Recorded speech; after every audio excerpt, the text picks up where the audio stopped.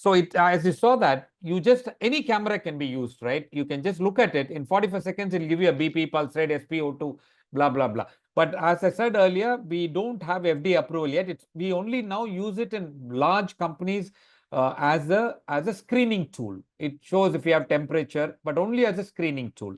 But eventually, in about 12 months, we hope to get FDA approval where it will become extremely accurate. Okay, so you just have to look into a camera, and we are working with the Israeli AI company for this one. So, and what we are now currently working on is even blood test, like blood sugar, hemoglobin, and blood urea. Everything can be measured by just looking into the phone.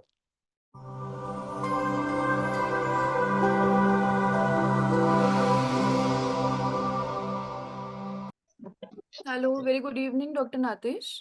Hi, good evening. Hi, sir. Yeah, I'm Priyanka Naik. I'm placement officer at CliniLaunch, Okay. and today I'll be hosting the session. Okay. I hope, yeah, so enough students have joined. 107 is the count. Okay. Yeah. Great. Shall we A start? warm welcome to, yes, sir. Yeah, A you warm start, please. welcome to Yeah. you. Very good evening to all the students. Please join me in welcoming Dr. Natesh. He is Chief Operating Officer at Lifeline Multispeciality Hospitals. He has over 25 years of experience in healthcare leadership.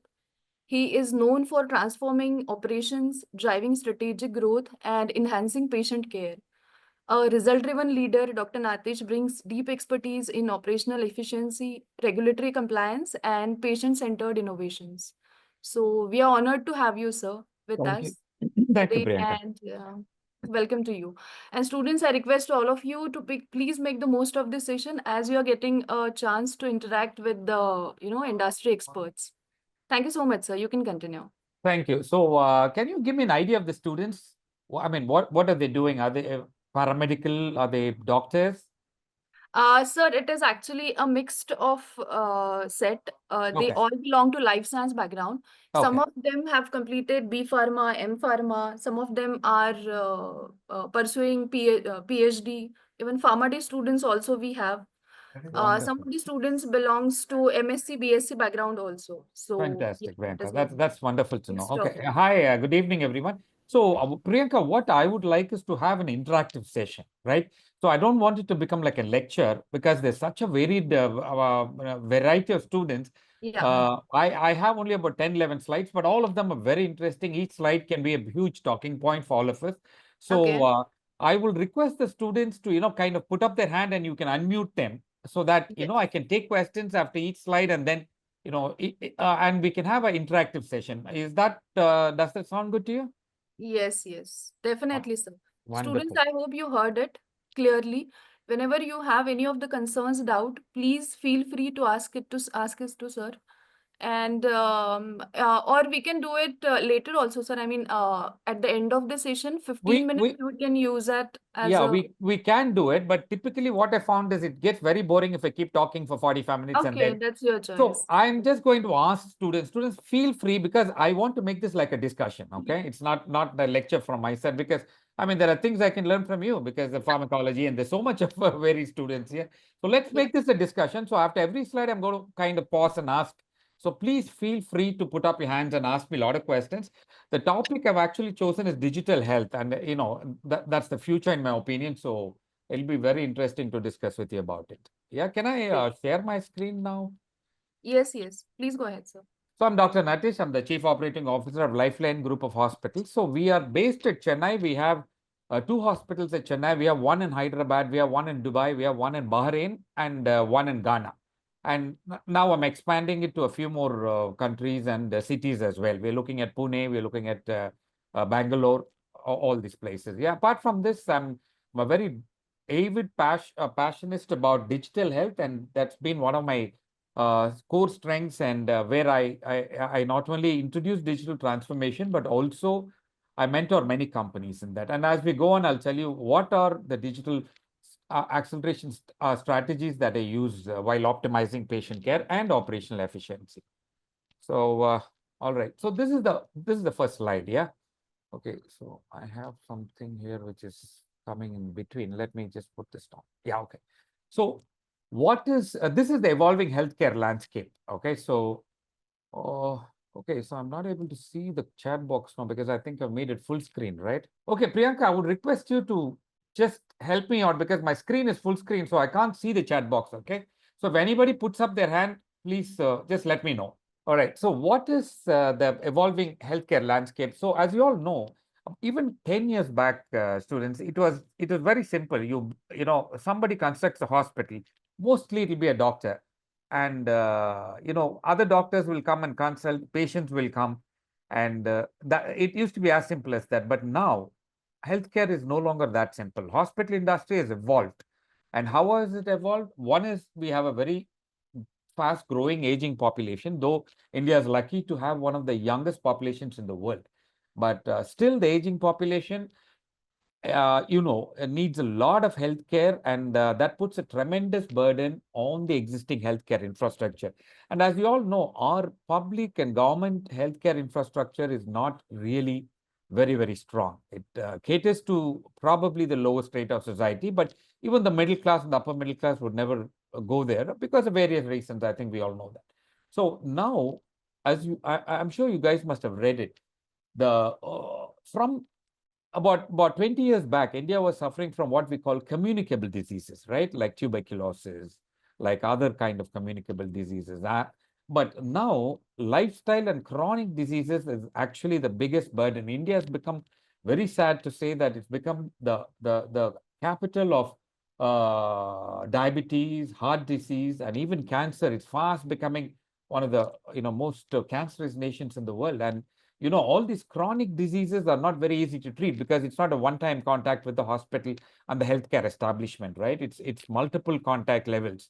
And at multiple levels, you'll first go to a primary physician, and then he will refer you to a specialist, and then they refer to a super specialist. So it puts a huge burden on the healthcare system completely, so to speak. So, and then of course, as you all know, there's something called Google, and the patients, typically I've seen in my practice, and all the doctors in my hospital, typically they all come after looking it up on the net, and they have enormous number of questions. Most of them are not exactly right, but then as you read on Google, everything becomes very, very morbid. They think they assume the worst, and then they come to the hospital. So, but at the same time, we all know, as a healthcare administrator, my job is to make sure that the patients are satisfied, right? That is how we build a rapport with the patients and make sure that they get the best of care. So how can we actually provide faster, more personalized, and more effective care? So that's the question we'll actually be answering today. So like I told you, I'm a very avid digital healthcare technologist, right? So I'm going to be speaking mostly about digital technology and how it's going to help us in taking care of patients. So what is it really? Because digital technology is huge. When you say digital transformation, I'll go briefly. I'm going to keep it very simple, guys, so that you understand, right? But and then I'm going to show at the end some very high technology that I'm working on, so you also have an idea of what are the advancements in medical technology today. Right. So very simply put, there are different kinds of digital technologies in healthcare. So the first one is digitization, then there is digitalization, and then there is digital transformation. Now, many people think it's all the same, but it's not, right? There are differences. Okay, now let me start with digitization, which is actually the most basic of how you digitize records, right? That is a simple thing like you scan a paper. A paper is analog, right? You have it in your hand. And but digital is in the online space, and a simple scanned record is what you call as digitization. And this started maybe about 25 years back in India, 30 years back, but the last 20 years have been pretty much conversion of analog to digital format has been happening pretty much rapidly. And very simply put, you take something physical and make it digital, which is available to you in a soft copy. So scanning records will be digital. Your X-rays, which is earlier used to be on films, now it's digital, so you can just transmit it over a WhatsApp message to doctors to get an opinion. And then digital text, of course, huge amounts of text. And now, very simply put, doctors in my hospital just write on tabs, and it all goes into the database immediately. So we don't waste time writing it and have problems reading it. So what is digitalization? It's the next step, basically speaking, right? So now you have a digitized record. What are you going to do with the record, right? Now, instead of having it on paper, now you have it on the computer. But it still doesn't help us to, unless we extract data. Students, please understand this.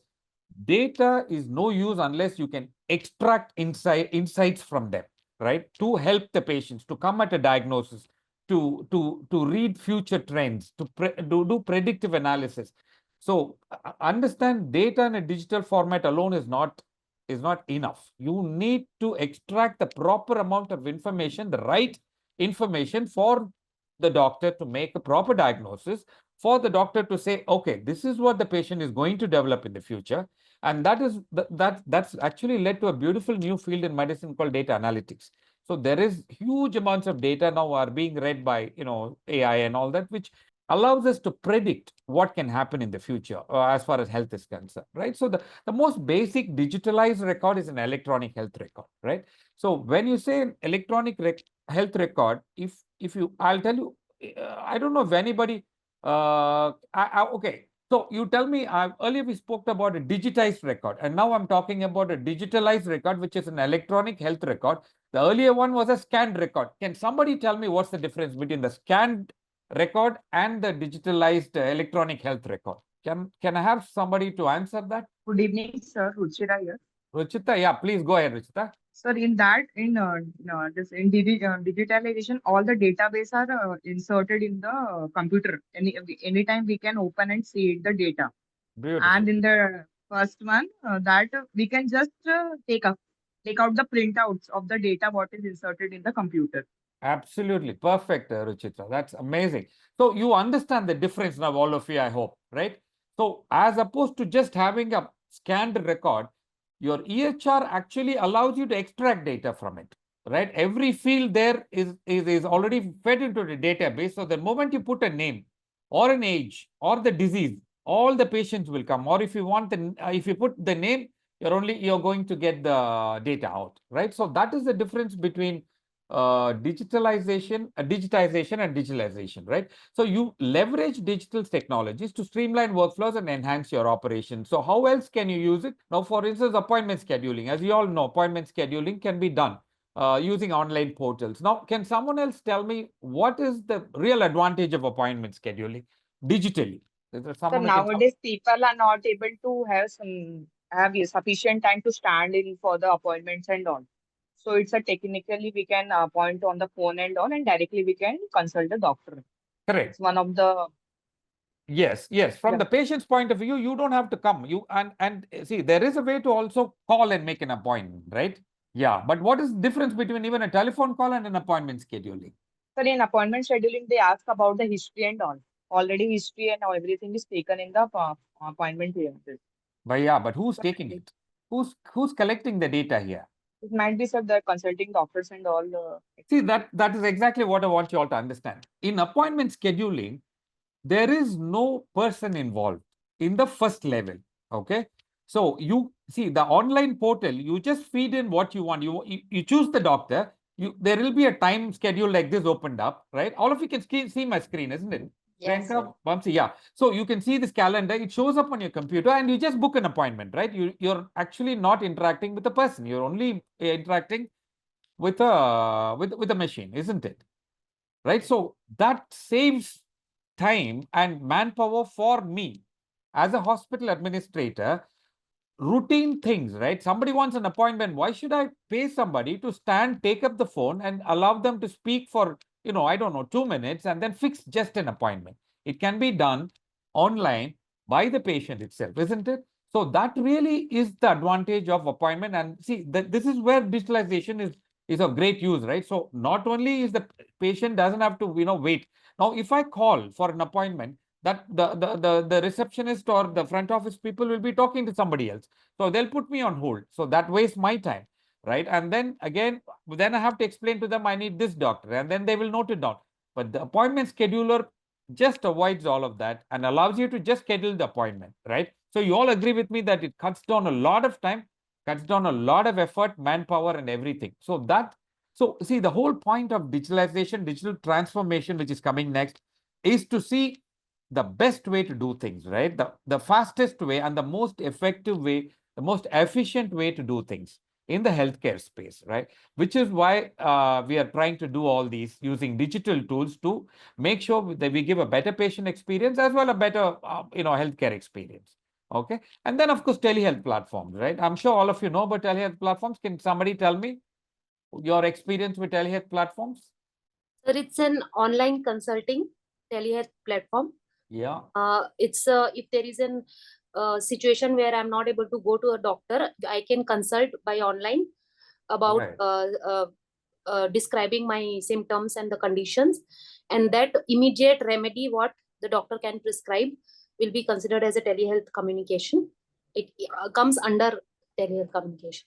Wonderful. So basically, again, there are different parts in this. Okay. So I'm not going to go too deep. There's telemedicine, there's teleconsultation, there's remote patient monitoring. But basically, you're right.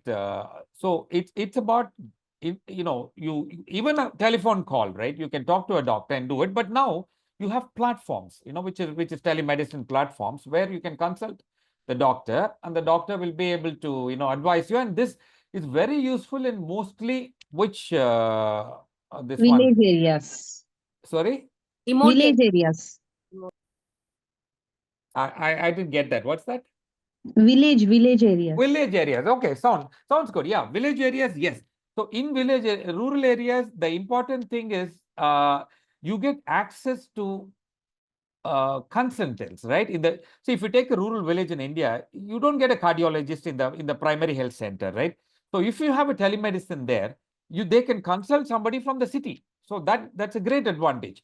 But I'm talking about somebody in the city itself, right? Now you have a hospital, maybe I don't know, 2-3 kilometers from your house. Why would you want to teleconsult instead of going to the hospital to meet the doctor? Because sir, many things we can't clear on the calls and all. People are not give the correct history about what it is already they are facing. Okay. Okay. So So why it will be the wrong diagnosis also, and it will be the threatening process also might be on the call.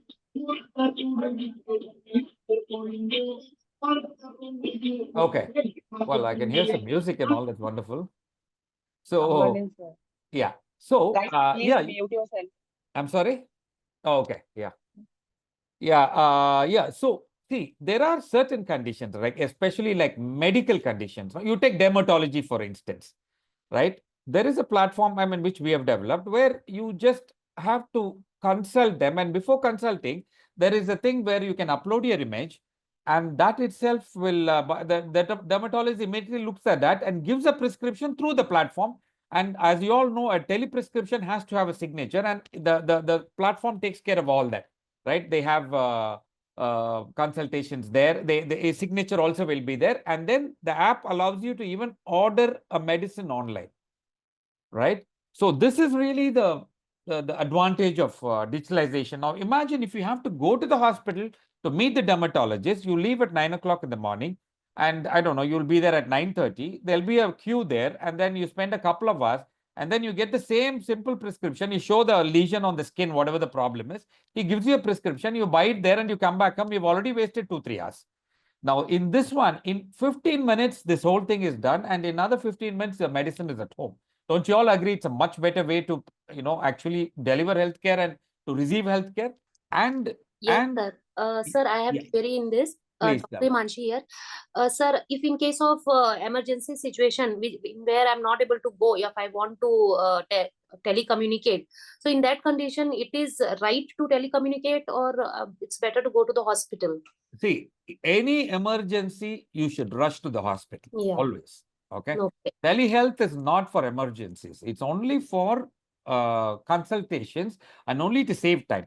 That's all. Yes. Okay. And we are trying our best to make as many our reviews, right? We are a surgical hospital. Lifeline is very well known for our laparoscopic and robotic surgeries. So now post-surgery follow-up, only the first follow-up, we ask them to come. Post that, we allow them to consult teleconsult, because you know what? They all come and crowd your OP. Yes. And we don't want that. We want to use our OP and the doctors for critical patients and not just to come and say, how is this wound looking? Yes. So, yeah, so we use it as required, but emergency, please remember, you always go to the hospital. Thank you. Okay? Yeah. Wonderful. So that is, so we all know, now we know that this is digitalization, and the last part of this is digital transformation. Now, this is a huge subject, okay? So it actually involves fundamentally changing an organization and how well you use digital transformation and digital technologies. Now, the first digitization any hospital can do, a single doctor clinic can do it. It's so simple. Digitalization, again, now single doctor clinics can do it because it's become very affordable. There's also free softwares, even telemedicine softwares are available free now on the net, right? And they charge only per consultation, where you don't have to pay for the software, but when you charge a consultation fee, they'll take a part of it. And I think any doctor will be happy with that. But digital transformation is not something any single doctor clinic can do. It involves a whole lot of digital tools, which are now expensive as well, but it's becoming cheaper and it's becoming more affordable. So some of the digital transformation techniques which I want to talk about is AI ML. I'm sure all of you know what is AI, what is ML. But I will show you a little later how it's applicable to healthcare. And then we create what's called an integrated digital health ecosystem, so that we make sure that the patient is completely interconnected with the doctor, post-operative, pre-surgical, in every other way, and make sure that regular, even medication updates are being given. So that is what I call a completely integrated digital health ecosystem. And then now we have what is called remote patient monitoring, which is very interesting. And we have developed something. We have another company called Helia Digital, based out of the US, of which I'm the CEO of the Indian arm of that. And there, what we do is we have remote patient monitoring system. For instance, our diabetic patients, the moment what we tell them is every 3 days they have a machine and they take their sugar levels, right? When they take the sugar levels, there is an app, and at the moment the moment they take the sugar level in that machine, the value automatically comes onto the app. They don't have to enter anything. It's connected to the app, and immediately my nurse will know, and the routine values will not be flagged. But we'll keep a range for each patient, depending on the age, depending on the sugar level. We'll keep a range, and if it goes out of the range, it gives an alert immediately to the patient as well as to the doctor. So now you can understand how powerful that is, because earlier people will just go home and forget about their sugar control till they come next month or 2 months later to the hospital. But now it's not like that. With remote patient monitoring systems, the patient's BP, sugar, the moment they take it, if there is anything abnormal, the doctor knows it, the nurse knows it, and the patient knows it, and we're able to intervene immediately and sort the problem out, right? So I'm sure you all agree that this is very interesting and very important, and at the right time, intervention is very important, especially in long chronic diseases like hypertension and diabetes, right?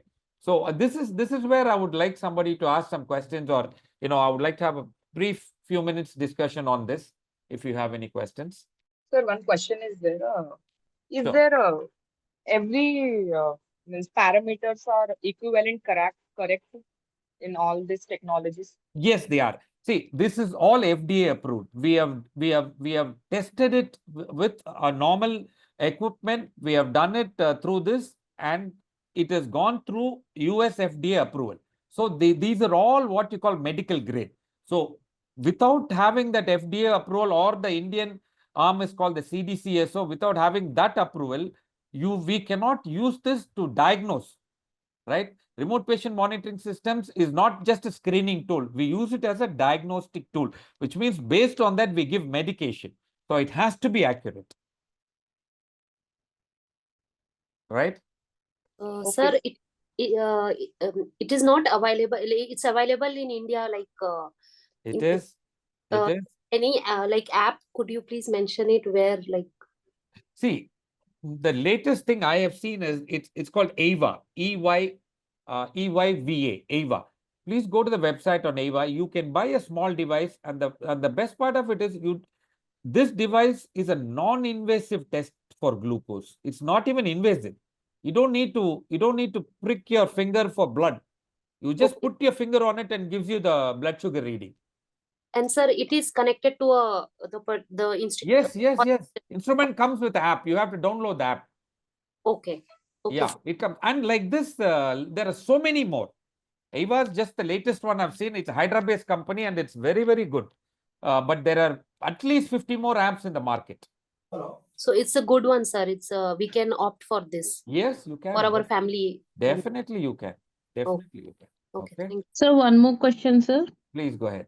Most of the in most of the villages, people are illiterate and uneducated. Yes. How this could be more useful for them? See, Only in the presence of healthcare workers and NGOs who are there, they will help. In the yes. absence of them, how it is useful? Yes. So you that's a very, very good point. Okay. That's a very good point. So what we have, there is one system in one of the companies where I'm an advisor and a mentor. We have developed a system where we place a machine, okay, in the PHC, in the primary health center. You know, most of the village, every 10 villages now has a primary health center in India, right? So in the primary health center, when they have to come, they are registered with the primary health center because, like you rightly said, some villagers will not know how to use these technologies, right? But Yes. we place this at the primary health center, and when they come to the primary health center, their records are all available to the doctor who sits in the city. And believe me, the systems which we have developed, for instance, you know, I'm sure all of you know what is diabetic retinopathy, right? So Yes. every time the patient comes to the primary health center, the ophthalmologist is sitting in the main hospital, which is 500 kilometers away, but through the system we have developed, can actually see into the fundus of the patient. They can actually, that is what is called remote patient monitoring. This is a very Okay. advanced system. Yeah, this is not something where the other student was asking little before, where you can buy and keep it at home. This is a very advanced system and it costs about 10 lakhs for each PHC, but we are working with the government for this. And if the patient comes and if we want to check their eye, they just have to put their eye to there is a small monitor there. And on this side, the ophthalmologist sitting 500 kilometers away can actually see the fundus and examine the fundus to see if the diabetic retinopathy is worsened or better and treat accordingly. So they tell the medications then to the nurse in the PHC and then it's given. Okay. So Okay. right now, this is how we are overcoming. See, technology challenges will always be there. Not everybody can adopt tech, isn't it? Yeah. Yeah. That's But true. we are trying to take it rural by making all these kinds of adjustments and making sure that at least they come to the PHC. See, if you Yeah. otherwise, for that lady with diabetic retinopathy will have to travel at least 200 kilometers to the city and meet an ophthalmologist. Hmm. Here, she doesn't have to come. She comes only once in 6 months to the city. Yeah. That is the advantage. Okay. So I'm just briefly going to summarize this. Digitization is very simple task oriented, like scanning. Makes normal written data digital and it's basically a data conversion. Digitalization, very process oriented, right? Like an EHR, it's a process. Improves your operations and goal is to be more efficient. Digital transformation is an organization-wide thing where the management buy-in is very important here. You cannot just, one doctor say, okay, in the hospital, I will be digitally transformed. No, it cannot happen. The entire hospital has to be involved in digital transformation. Fundamentally will change the organization. By saying that, I mean the organization will become much more efficient in the way they function. And then, of course, innovation and value creation as well. Okay, so I'm sure, I hope all of you have understood. So I'll stop here briefly and take any questions now in these three things. If we have digitization, digital transformation, or if there's anything you know about this and you want to tell me, I'm happy to listen. Excuse me, sir. Yes, please. Yes. So with all this digitization, there is one basic concern, that is data privacy, right? How and what safeguards are in place to prevent misuse by private or tech platforms? Brilliant, brilliant. See, that's a lovely question. So I can definitely understand that you're exposed. So one of the biggest problems is data privacy, especially in healthcare. But see, in the US and in the UK, there are strong safeguards. Those safeguards are not yet in India, but it is now coming up. So for instance, I will tell you how we safeguard it, right? So whatever the data which is collected, it is stored as something called the metadata, which means it will mask all the names, right? It will only come as the patient details. So nobody outside the server will have access, right? And when we put it on the cloud, we have what we call as buckets. It's a little technical. We have buckets where no one, for instance, multiple companies we are dealing with, they'll all be in different buckets. So nobody, there won't be any cross contamination, and no one will have access to any of the names. But the data access will be there. The doctor will know. For instance, the doctor who's getting the data will only know this, unless the patient is a patient of this particular doctor and they've been regularly consulting, just like you go to hospital. Otherwise, data is completely masked. So only the metadata is available. Yes, but still there have been instances of data breach. And in US we have like they have like HIPAA Act. Do we have something similar in India yet? We actually, we don't have a standard like that yet here, like I told you. Right.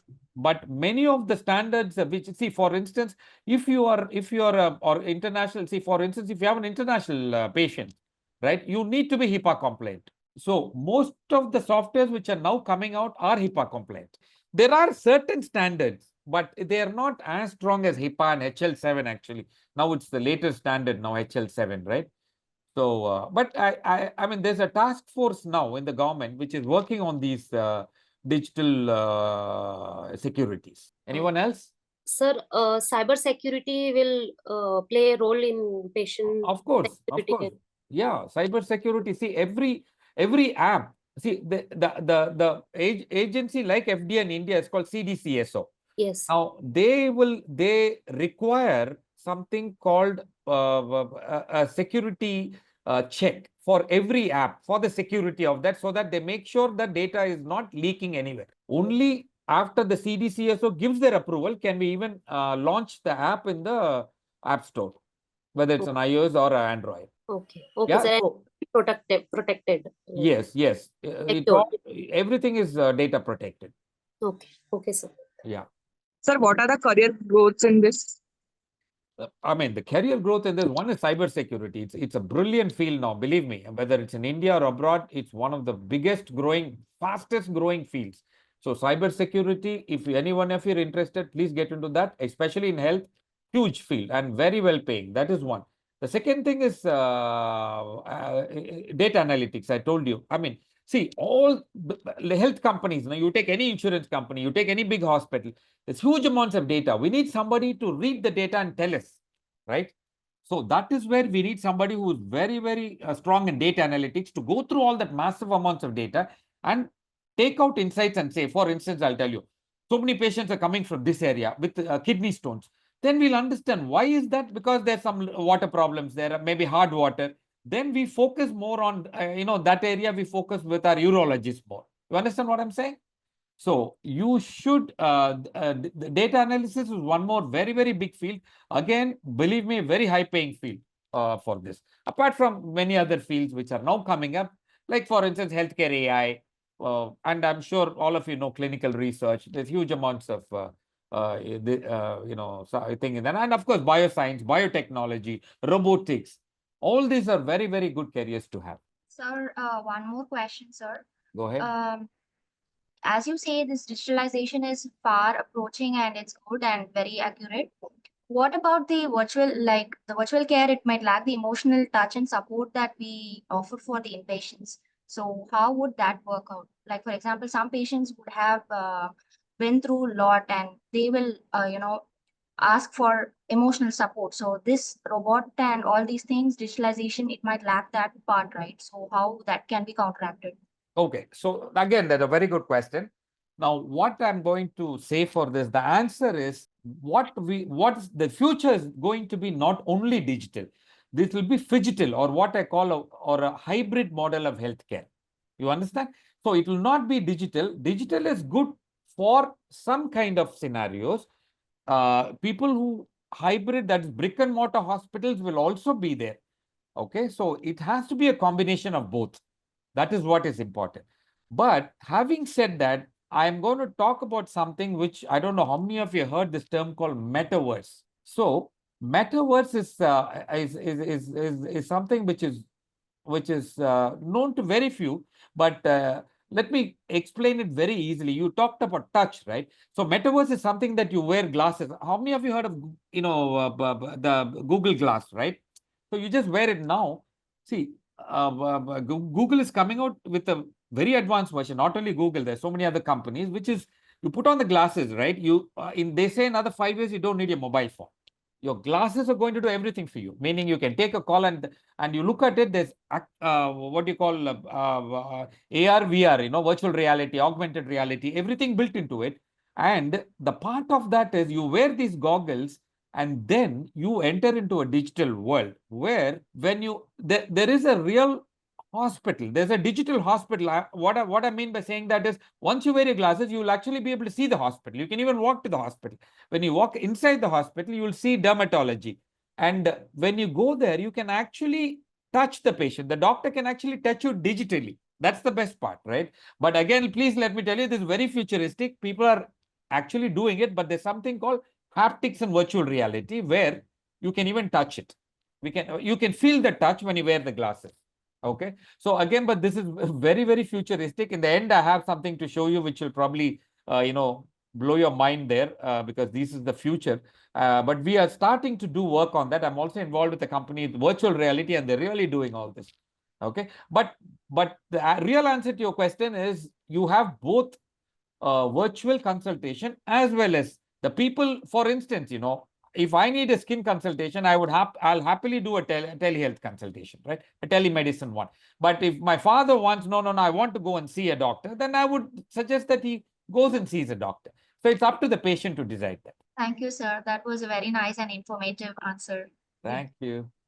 All right. So I'm just going to be moving on. Okay. So what is digital acceleration? Now, see, we need to digitally accelerate in hospitals. Like I told you, not all hospitals can do this, not hospitals can afford it, but they should start digitalizing at some point, and also digitally transformation. Why I'm saying this is if we don't do, any hospital which doesn't do this will be left behind. Believe me, will be left behind. And I've been a keynote speaker in so many digital health conferences. The two big examples I give them is Kodak, right? I'm sure all of you heard of Kodak. Kodak is the biggest camera company, the film company in the world earlier, about 20 years ago. And a scientist from Kodak actually invented the digital camera, right? He was actually part of Kodak. He was a scientist from Kodak. He went to his boss, the CEO, and said, I found a beautiful way. We don't need film to store pictures. There is a digital way to do it. Can we adopt it? The CEO said, are you crazy? 95% of our business comes from film. And are you trying to put us out of business? This guy left Kodak, went to Sony. Sony, brought out the first digital camera. In 7 years, Kodak went bankrupt. 7 years. And I'm talking about a company like Kodak, which was billions of dollars. So any company which you're not keeping up with the times, you're going to completely lose out. You will become irrelevant. And the second common and biggest example I give is Nokia. All of you know how big Nokia was. And Samsung came and said, we're going to put a screen. Nokia said, a phone is only for talking. Why do you want to put a screen there? And Nokia within 4 years got wiped out by Samsung, right? So please understand, if you don't think that digitalization is not, is not relevant in whatever your field and what do you think, it is now relevant in every field in the world. And believe me, many people think AI and all will take away jobs. It will not take away jobs. It's going to create more jobs. But unless you learn AI, you will be out of a job. You should learn AI and other things. At least you should know enough to continue your job and become better at it. Upskilling is very, very important in that area. Okay. So please understand, digital acceleration can happen in different hospitals, different fields, different sectors at different speeds, right? So rapid implementation, I know some big hospitals who have done beautiful work. Apollo is one big example, you know that. And please, one more very important thing is interoperability. This is very big in the US. In India, we don't have this yet, but it's happening. It's happening. There is a central exchange where within a couple of years, all hospitals will be by law required to share data with them. So anytime you go to any hospital, your records will be available, right? You don't have to keep carrying tons of papers and films with you. That is called interoperability. And the priorities of key technologies. Like I said, different size of hospitals can actually afford different kind of technologies. So prioritize whatever helps you first. I wouldn't say a small 50-bed hospital or a 100-bed hospital cannot become a smart hospital, right? You go with RPA, what is robotic process automation. Start slowly and then start building up digital transformation. And finally, how does it help you? Data driven decision making, right? And that's become very, very important now. You don't just massive amounts of money are just spent by hospitals for marketing. We were trying to tell hospitals, and at least in our hospital, we make sure that everything we do, every marketing spend is based on some data from the market. All right, let me talk about some of the key digital acceleration strategies. Okay, so I think I've talked, okay, health record, we already spoke. So interoperable health EHRs will consolidate a patient's medical history from various sources, providing clinicians with a comprehensive view. See, if I have an EHR in my thing, all I need to sit on my laptop or sit on the hospital desktop, and then I type in a name, I get all the previous history. You can imagine as a physician how important it is to me, right? Instead of saying, please show me your records, and many of them forget, they say, they will tell us, right? So that is completely eliminated when you have a very strong electronic health record with interoperability, which is now coming. And of course, clinical decision support is a little more complicated. You need AI and all that, but basic stuff, it can give you alerts, reminders, etc. And then real-time access to data again will happen when interoperability happens. Data-driven insights, I think we've already spoken about it. Yeah, so telehealth and remote patient monitoring is actually a very pet project of mine. I've done, I don't know, 2-3 companies we have done, and done beautiful projects in this one. So what we found is it removes geographical barriers, and as many of you said, rural health, beautiful, it helps. So we are now in Madhya Pradesh, we use this project. And just with their Aadhaar, people come from the village, we know who they are, we know their history, and our doctor sitting in Chennai can actually examine them there with only a couple of nurses in that center.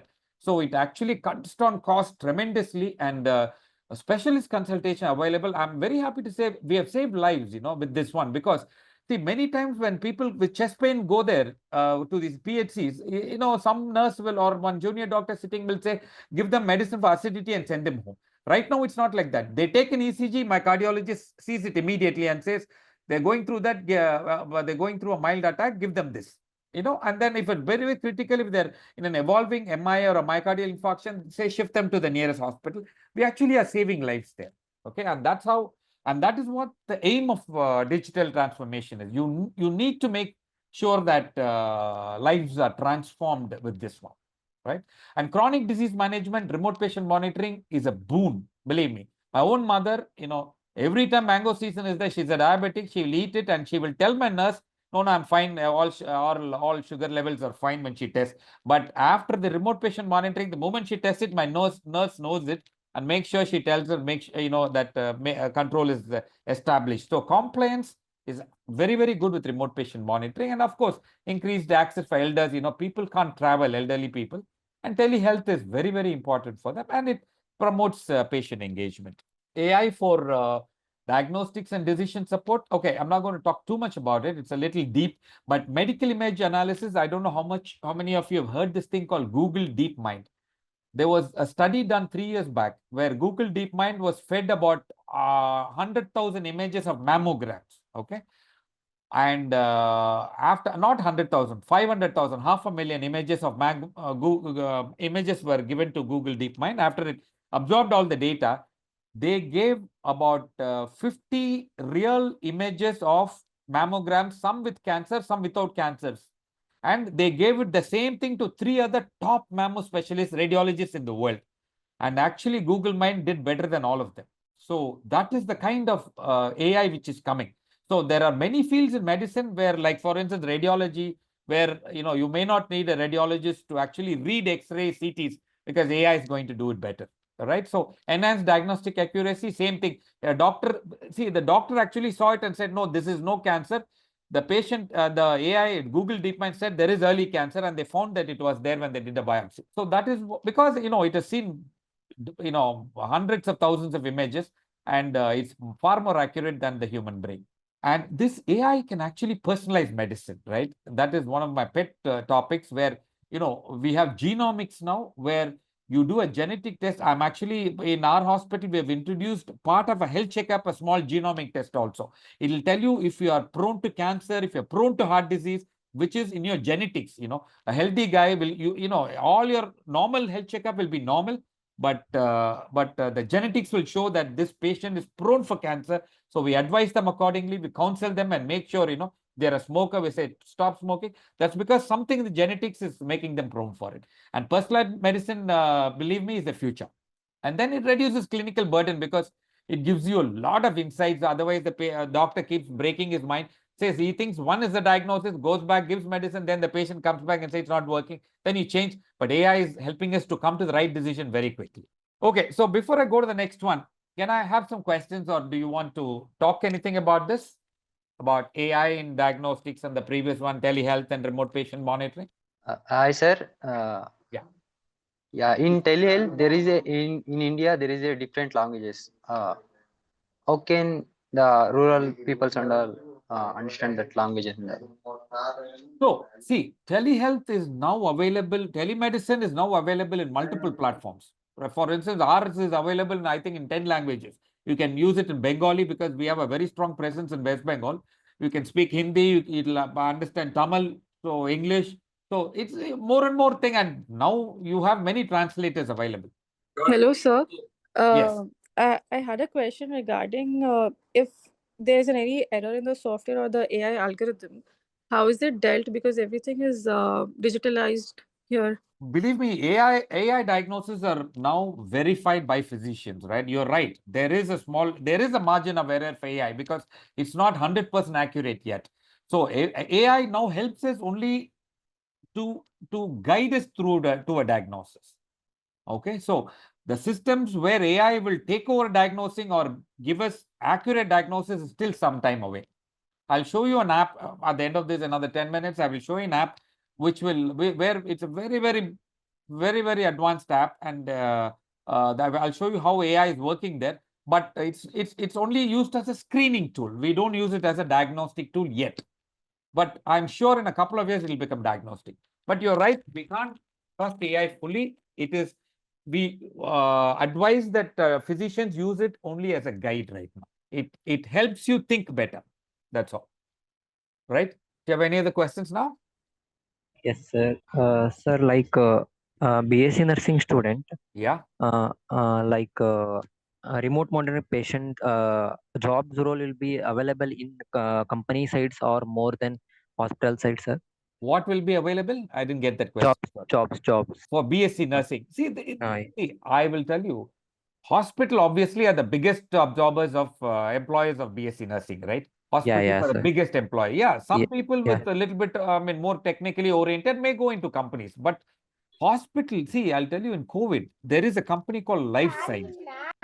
Okay. There's a company called Life Science. In COVID, I made sure my nurses enter the room only once a day. But we took the vitals 3 times daily. How did I do that? Because we had a software where there was a small patch on the patient's chest, and that transmitted all vitals to the nurse's station itself. Sir, like remote patient monitoring system, it's available in hospital also. Yes, it is. In hospitals, our own hospital we have. In COVID, because see, I didn't want to expose my nurses to COVID, right? Obviously, even though they wear masks and all that, there is always a chance. So they went inside, and physically, of course, we can't not go inside the room because otherwise the patient will get unhappy. But we made sure we limited the exposure to COVID. Every constantly, see, my father was admitted. Let me tell you, on my mobile phone, I was watching his continuous heartbeat, his continuous pulse rate, his continuous SpO2 because of this software, because he had a small patch on his chest, which gave me all the data. And that, let's say about 20 patients are there in one ward, all the 20 patients data was in the nursing station on computers. Okay. Yeah. Sir, can you mention a few hospitals for overall monitoring system is available in hospitals? See, Apollo is definitely one. Kaveri Hospitals, have you heard? Kaveri No, sir. Hospitals. Okay, so Kaveri Yes, Hospital. sir. Yeah, that is one. In Chennai, Sims's hospital is one. The Aster Group is one. So there are most of the big hospitals have remote patient monitoring, right? But few like hospitals use uh, it regularly. yeah, some small hospital it's not available, no? Not available, yeah. Eh, Like I said, see, remote hmm. patient monitoring is a little advanced digital transformation. It requires money. So bigger hospitals are doing it now, but little by little, it will become even smaller hospitals will start adopting it. Yeah, sir, one more question. What is the starting entry salary for that remote monitoring patient? See, that is why you need to upskill yourself, right? If you are able to understand and digital remote patient monitoring, then Yeah, when you say that you understand now, if I know that you know that, I will definitely pay a higher salary. So salary will depend on the city and which hospital, right? But yeah. definitely you will be paid a higher salary than nurses who don't know that. So which is why I request all of you to understand upskilling is extremely important. And at the end of my talk, we'll talk about upskilling. Sure. Okay. So let me move to the next. I think we have very little time. So benefits of digital acceleration for medical administrators like me. I know my hospital has become extremely efficient, and believe me, wherever I'm traveling, Middle East, US, Europe, I always know what's happening in the hospital on my mobile phone. Improved financial performance, definitely. I know I've reduced so much of operational cost by digitizing and digitally transforming my hospital. Enhanced decision making. Some decisions are very, very simple because my data is very easily available to me. Regulatory compliance, it now does it on its own. I don't even have to involve in any of this. And scalability and adaptability. See, we have a common SOP. This system is in all my hospitals is there, so that we know that everything is has a certain standard, and I can go on, tying up and building new hospitals, and it will have the same level of standard. And for doctors, they have improved access to patient information. They can collaborate easier with other, what we call cross-functional treatment. Many times patients will need not just one specialty, but multi-specialty, and that's where all this digital transformation really helps, increases efficiency and reduces the burden. We already saw that. Definitely improves patients' outcomes, boys and girls. You must understand. It improves patient outcomes, and that is the whole point of digitally transforming. And then continuous learning and development, for sure. For patients, you have increased access to care, right? And then increased patient engagement. We have our app has, it sends out reminders, everything it does. Any new schemes are there, it sends it out on the app. Enhances your patient experience, of course, improves health outcome and increase convenience for the patients. So this is actually the conclusion and the call to action. The core message is strategic digital acceleration is not just a trend. I want all of you to understand this. It's a necessity. And if you don't do this, you're going to be left behind. Collective responsibility is that it is not just a few individuals getting into it. It has to be everybody, the entire ecosystem has to get involved in digitally transforming, which means right from the basic, from your billing to the pharmacy, to your nursing station, to the theater, operation theater, to the doctors and your post-operative ward, plus your critical care. All these departments have to get together and become computer and digitally savvy for it to work well. And career growth, upskilling is not just about keeping up, it's about professional development and opens doors to specialization, leadership roles, research and teaching positions. I know it does all of these things. So I'll just briefly go through some of the emerging digital technologies. Personalized medicine I already spoke about. See, VR and AR, I am advising a company on VR. So I'll tell you how virtual reality is very good. Okay. So one is for patient rehabilitation. For instance, in pain management, right? Pain, people with chronic pain like cancer pain and all that, no, even if you give morphine, it's only a temporary thing. After some time, the pain comes back. We have found that virtual reality, you put on a goggles, play some nice music, play some certain types of programs. If we found that it takes their mind off the pain.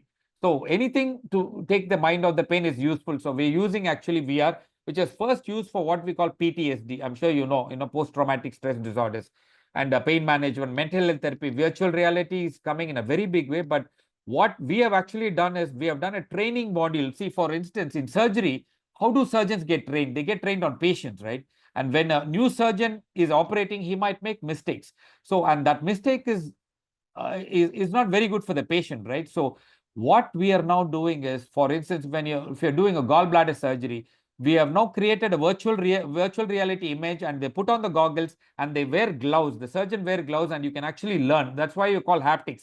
When they cut the gallbladder, they get the feeling of cutting just like an actual surgery, right? And now the new thing is we are also trying to introduce, when you cut something, blood comes, they can even smell it. So that's all the latest technology. And if you make a mistake, we are trying to what we call gamify it. So which means when they make a mistake, they can go back and they'll relearn that, and they get points for that. And it has been proven now that at least about surgeons who are trained on VR are 30% better than surgeons who don't train on VR. So VR is here to stay, and there are other technologies we are doing in VR, very advanced, but I hope I get another chance to talk to you and talk about all that.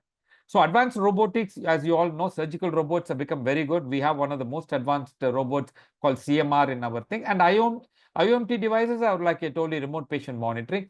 And AI/ML we spoke, data interoperability we spoke. So now I'm going to talk about importance of upskilling. Please understand medical technology. Why do you have to upskill?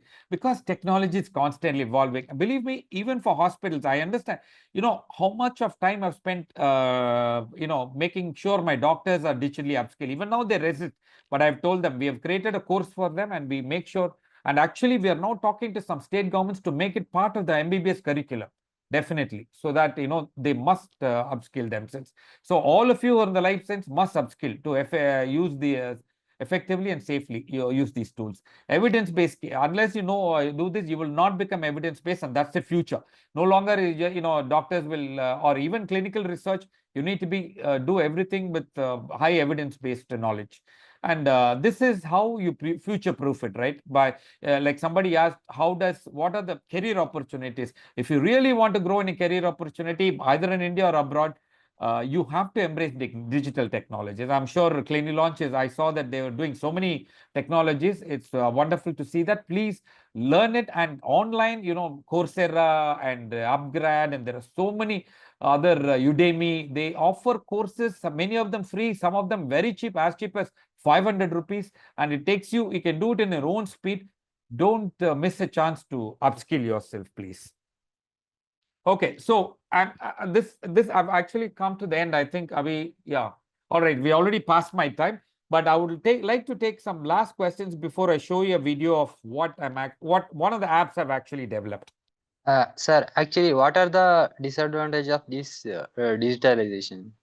See that we actually spoke about it. Many students have a fair idea. The disadvantages are the security, that is one. Okay, and then accuracy, that is two. These are the two main challenges we have. Not all digital technologies are accurate, and not all of them are secure. But with time, like all new technologies, it will take time.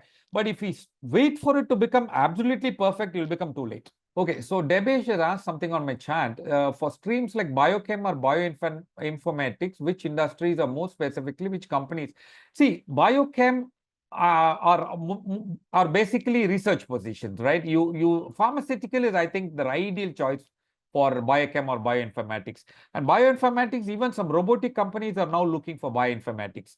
But pharmaceutical is a huge field where it's entry level.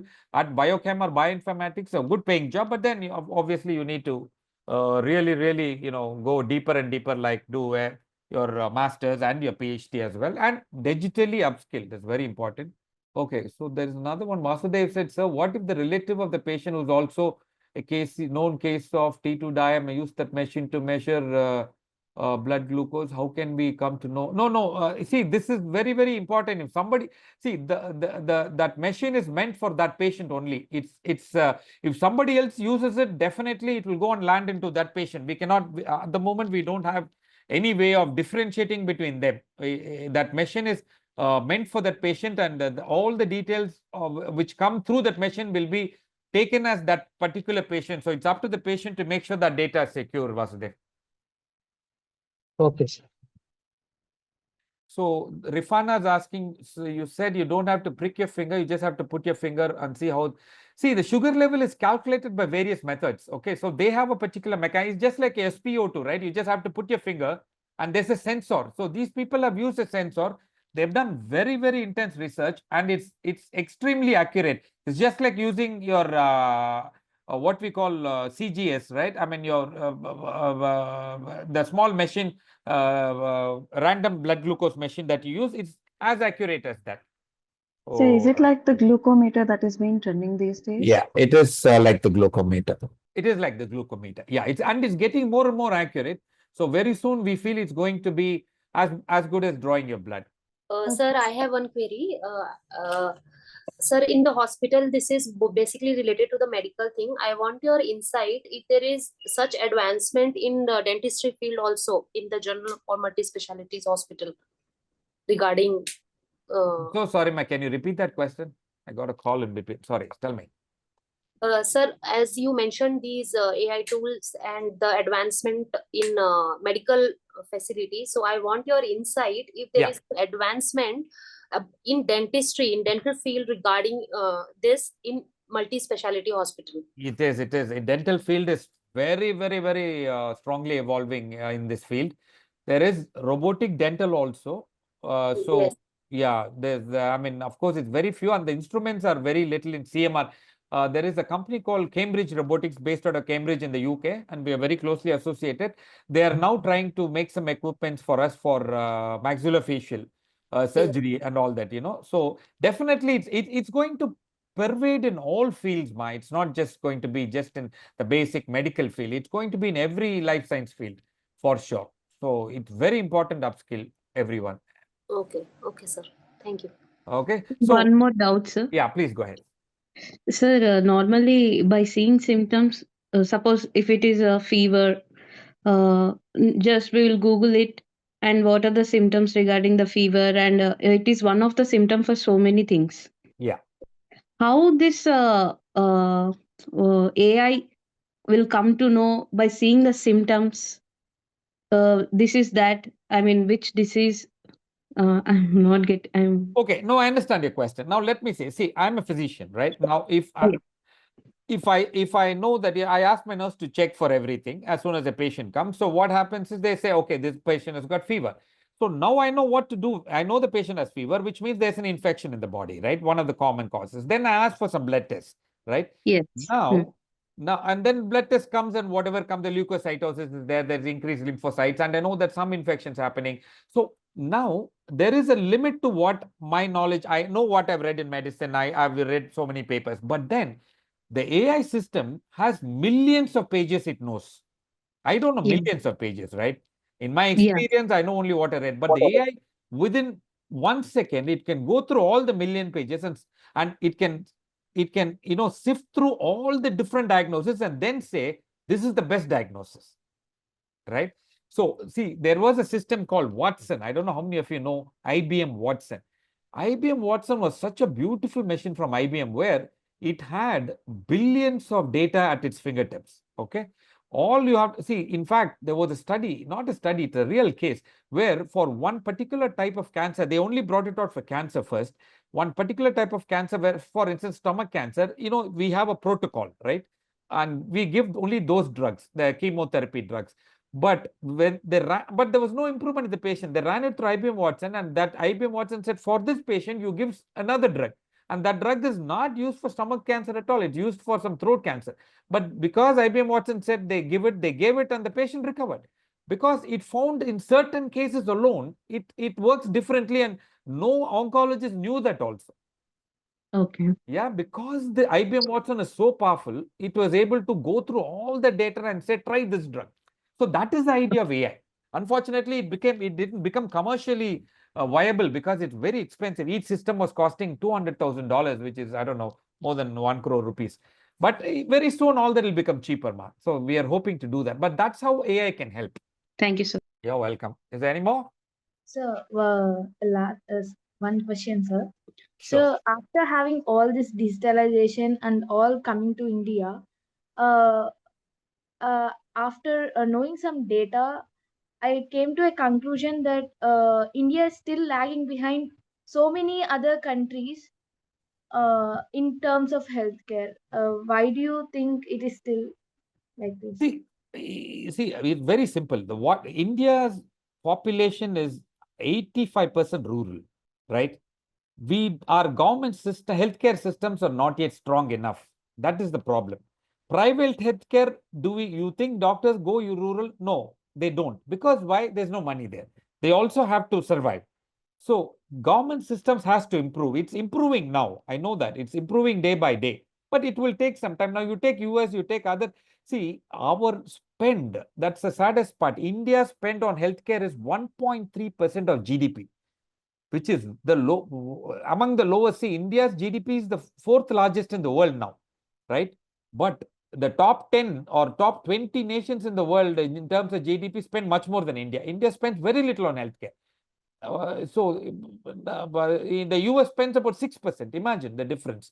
So we need to spend more money. The government has to spend more money. Private groups will not really go to the rural areas because it's very difficult to provide healthcare and very difficult for them to get return on investment.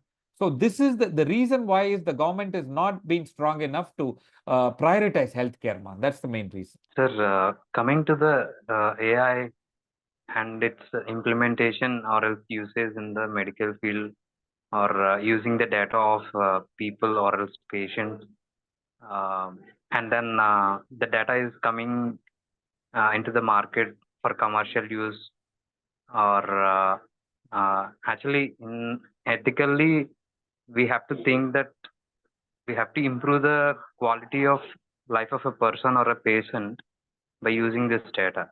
So how Yes. far this AI is going to help to improve the quality of life of a person? See, it's like rightly said, we need data. Otherwise, we can't train the AI, right? It's like clinical research. How are drugs made? New drugs are tested. And what is very important there is the consent of the patient. So even for training AI, we have a consent form. We tell them. And only when they sign, we use that data. There are people who don't want to give the data, we don't use them. So constantly data, with their permission, we take data and train the AI and the ML engine. Okay. Yes, there is a chance of unethical uses of data, right? See, that's the thing. Within, That is where cybersecurity comes in, isn't it? We've spoken about this. So we must make sure CDCSO has certain safeguards in place.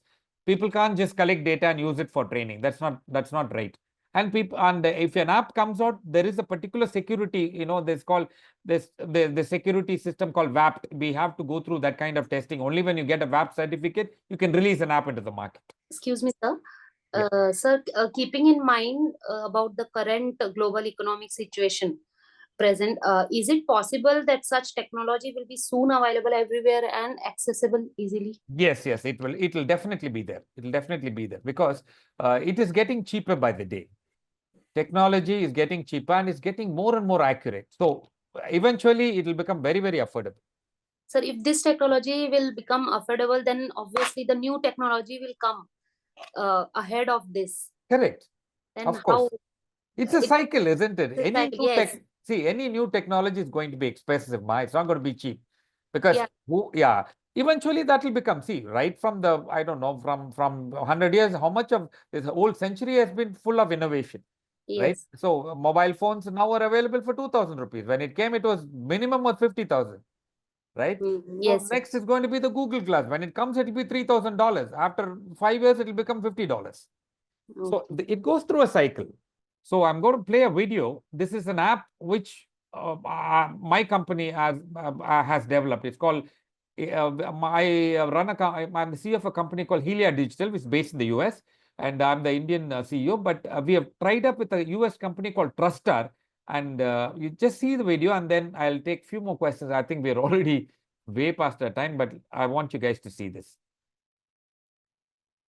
I hope you can all see my screen still. Yes, sir, we can see your screen. Yeah. Truster platform about Truster is an artificial intelligence-based software that uses your cell phone as the device. This software looks at light reflection from the skin on the face and the blood vessels under the facial skin. This enables a real-time measurement of pulse rate, blood pressure, oxygen, stress level, average blood sugar level or HbA1c, the hemoglobin level, serum cholesterol, etc., all in less than a minute, along with several other heart and lung health indices. All these results go to the back end of the Truster app, where they are visualized to present a trend graph of each of these vital parameters. Whenever any report is above or below the required threshold level, the Truster app automatically sends an alert to the doctor. A telehealth call with the doctor or caregiver can be scheduled, and the recorded call can be sent to two legal nominees. Truster thus empowers individuals to maintain all the vital parameters within a safe range all the time.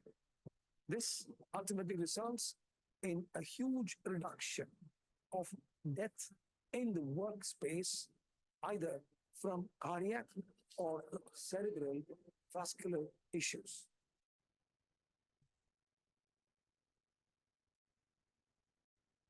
Okay, so that is an app which we are developing now. So I'll be happy to take any final questions.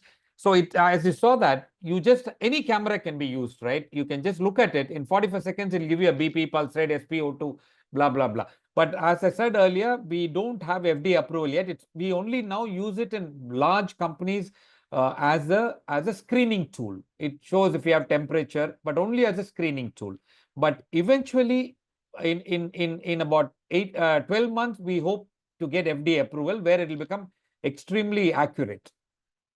Okay, so you just have to look into a camera, and we are working with the Israeli AI company for this one. So, and what we are now currently working on is even blood test like blood sugar, hemoglobin, and blood urea. Everything can be measured by just looking into the phone. So generally, if we think like humanly, like if we think, how is facial recognition linked with our blood sugar levels, and how it can Exactly. detect? Yeah. So this is a method called plasma plethysmography. Okay, it's a very new thing. It's like, in SpO2, you just put your finger and it senses, right? It's a sensor. This studies the blood flow under your skin. Okay, and based on the blood flow, it's able to predict certain parameters. All these things are happening. So it's just like Google has come with something where you look into it and it actually scans your fundus, the fundus of your eye. Right, and with regular training, actually, I don't know all people of how many of you know this hospital, Arvind Eye Hospital. They gave their data. Arvind Eye Hospital, everyday OP is about 1 lakh patients. So they gave their data, and Google trained their machine on that, and it's become extremely accurate. So over time, all these technologies is going to come. So basically, to answer your question, it reads the blood flow below the skin, which is why when it looks at your skin and studies that and gives out the results. What kind of data was used to train this model? ಬಿಸಿನೀರ್ ತರಕ್ ಹೋಗೋಣ ಕುಣ್ಸಕ್ಕೆ 104 degree ಐತಿ ಅದು ಬಿಸಿನೀರ ಉಗುರು ಬೆಚ್ಚಗೆ ನೀರು. Okay, so yeah, can I have the question again, please? I didn't hear that clearly. Yes. What kind of data was used to train this model? See, for instance, okay, when we trained this data, we took patients' blood separately, okay, and then we also did using this AI system and compared results. And then we found out it's only about 80% accurate.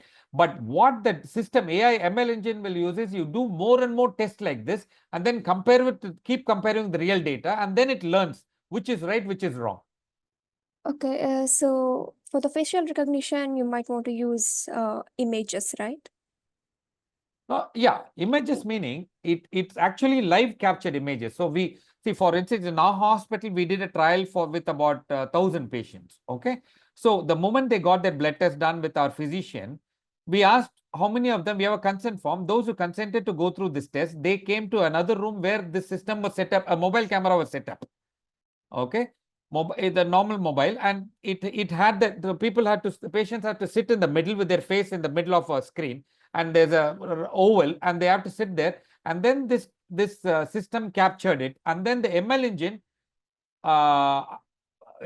engine captured all the parameters, and then we fed the actual values taken by the blood also. Okay.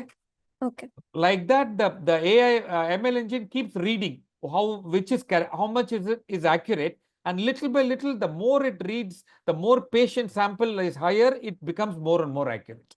So you actually have to do an actual blood test, and then you have to do an actual, and then a measurement like this with the AI PPP, what we call plethysmography, PPG signals, and then compare both, and the AI ML engine will do the rest. Okay, got it. Okay. Thank you. Yeah. All right. I think we have way past our time, so I think I would like to close with this, unless any of you have. And CliniLaunch, Yes, sir. yeah. Yes. Good evening, Dr. Natesh. We will do one thing. I will circulate one form with the students. If they have any Yes. concern, we will get that. And I Yeah, will please, please. I'll be very happy to answer more questions. And if any one of you want to get in touch with me, they have my number and all. I'll be happy to chat with you. And thank you, sir. Thank you so much for spending your valuable time with us. And it's really great. And the students have learned many things from your experience and your insights. It's really Thank you so good much. to be Thank here. you, Vamsi. Thank Yeah. you so much. Thank you so very much. much. Yeah. Thank you, students. Thank you for joining with us. Good night, students. Thank you. Thank you so much, sir. Have a great Thank you, evening. sir. Thank you, sir. Thank you. Thank you, Thank you, sir. sir. Thank you, sir. Thank you, sir. Thank you so much, sir, for giving me this valuable information. Thank you all. Thank you for listening. Thank you.